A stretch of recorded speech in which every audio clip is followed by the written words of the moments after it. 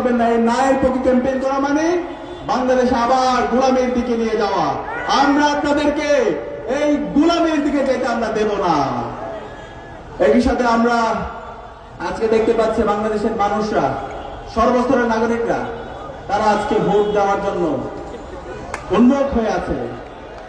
আমরা দেখতে পাচ্ছি নির্বাচন কমিশন তারা বিভিন্ন এনিয়ে বেরিয়ে তারা একটা দলের পক্ষে এবং ওই দলকে ক্ষমতায় নিয়ে আসার জন্য বিভিন্ন ধরনের অপপ্রয়াস শুরু করেছে। আমরা দেখতে পাচ্ছি শেরপুরে আমাদের সহযোদ্ধা রাজাউলকে হত্যা করা হয়েছে। নির্বাচন কমিশন এখন পর্যন্ত এই খুনিদেরকে অ্যারেস্ট করতে পারেনি। এই খুনিদেরকে তারা অগ্রিম জামিন দিয়ে দিয়েছে।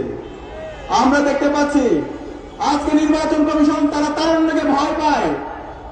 নির্বাচন কমিশন বিএনসিসির যে ক্যাডেটদেরকে নির্বাচনে ডিউটি পালন করার জন্য দায়িত্ব দেওয়া হয়েছিল, তারা ওই বিএনপির অভিযোগের ভিত্তিতে